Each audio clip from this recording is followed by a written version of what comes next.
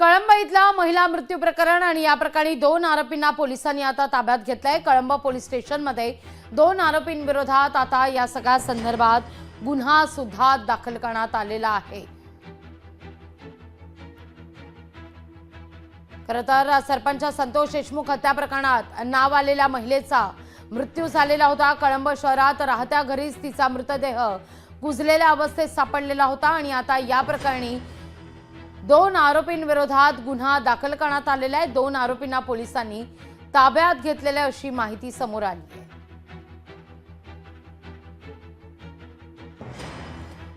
या घडीची ही महत्त्वाची बातमी आपण पाहतोय। कळंब पोलीस स्टेशनमध्ये 2 आरोपींविरोधात आता गुन्हा दाखल करण्यात आलेला आहे। या प्रकरणी आता 2 आरोपींना पोलिसांनी ताब्यात घेतल्याचं देखील वृत्त आहे। कळंब येथील महिला मृत्यू प्रकरण आणि या प्रकरणी आता पोलिसांनी कारवाई करण्यास सुरुवात केली आहे।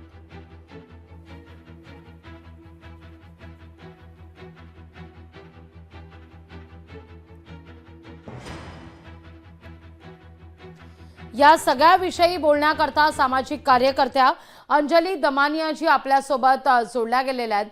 ताई, एक नवा मुद्दा आता यातून समोर येताना दिसतोय, जो सातत्याने खरं तर धनंजय देशमुख सुद्धा उल्लेख करत होते की या प्रकरणी मात्र गोवण्यात आल्याचा आरोप त्यांनी केलेला होता।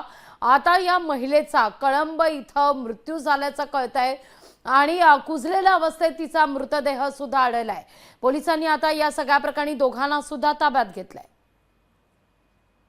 नाही, मला आधी एका आरोपीला अटक झाली एवढी माहिती होती आणि रामेश्वर भोसले नावाचा हा आरोपी आहे आणि तो देखील घोळे टाकळी या गावातला आहे अशी माहिती मला मिळत होती। तर आताच्या घटनेला या महिलेबद्दल प्रचंड प्रमाणात माहिती येते। तिने कोणाकोणाला या अशा सगळ्या प्रकरणात गोवलं होतं, तिने किती ठिकाणी असे 376 खाली गुन्हे दाखल केले होते, अशी म्हणजे प्रचंड प्रमाणात माहिती माझ्यापर्यंत आता येते।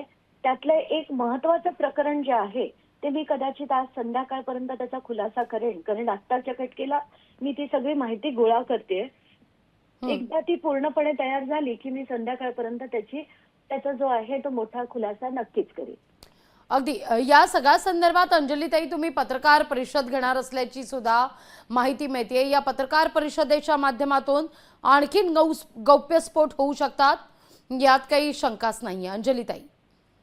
नाही, ते तर करूच आपण, पण आताच्या घटनेला या महिलेबद्दल इतर जी माहिती येते, मला असं वाटतंय की मसाजोगचे सगळे ग्रामस्थ आज कळंबला जाऊन तिथे चौकशी करून ते दबाव त्यांचा जो आहे तो तिथे तयार करणार आहे।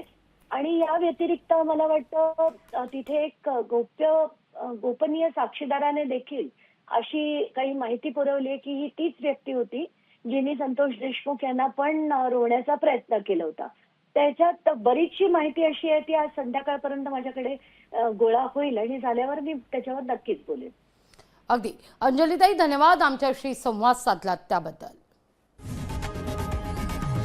लोकशाही मराठी ऐका, पहा, जागरूक रहा।